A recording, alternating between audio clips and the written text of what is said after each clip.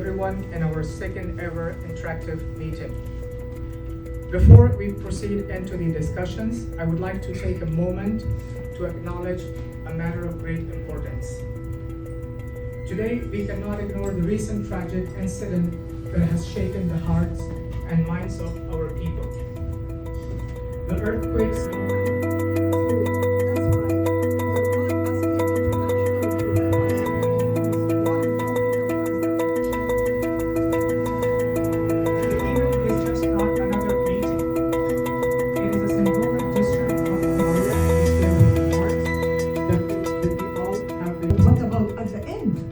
The war made the deal with the Taliban and forget it.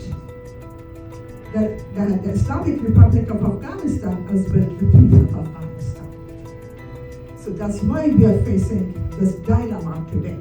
So our expectation from our international allies, such as Canada, so how to end this dilemma and get or reach to a political solution, we really need. That's why we are not asking international to help us to continue this war and conflict in Afghanistan, but for political dialogue and to Afghan dialogue, which Taliban promised in Doha agreement. So that's why we really need the support of international format.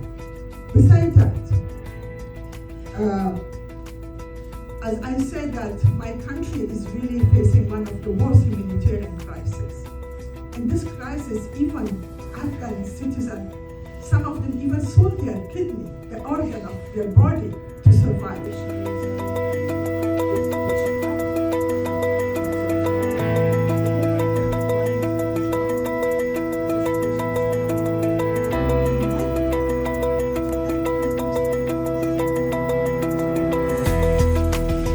On the other hand, when we came here, the word integration was overemphasized. We would like to have you integrated to this nice country. Yes, it's really demanding, at least where we can enjoy a level of peace of mind. But the word integration somehow not focusing on the expertise, carries we have built, education, and the contribution we may have had to this new life here. I would rather suggest if the focus would be shifting from integration to inclusion. You have something, we have something. So it should be mutual understanding and cooperation. And there have been always been I know many others are meeting for the first time, hopefully this will not be so long. Sami did mention that we had to remember the earthquake that happened. Let's begin our discussion with intelligence and determination. Thank you so much for your participation.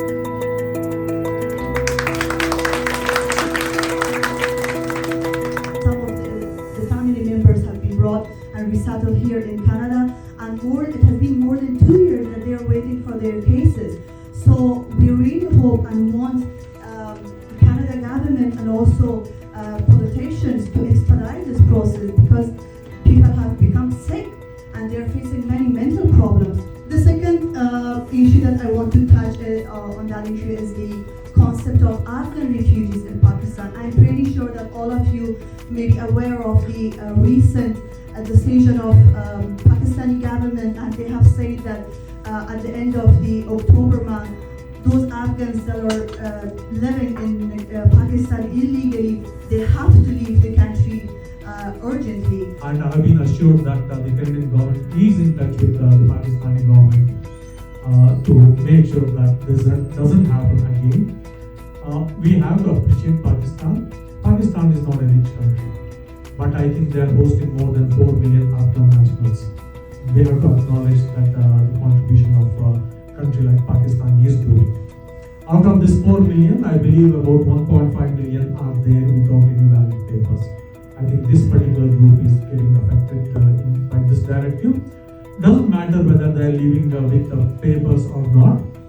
We want Pakistan to continue to provide them the safe place that they are living. Ms. Arya, I work in the settlement sector, perhaps with your former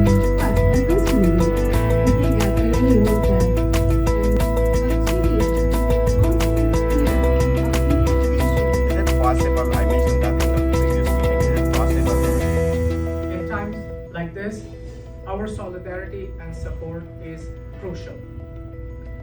We extend our sincere condolences to the families of victims affected by the unprecedented and catastrophic earthquake in Herat province of Afghanistan.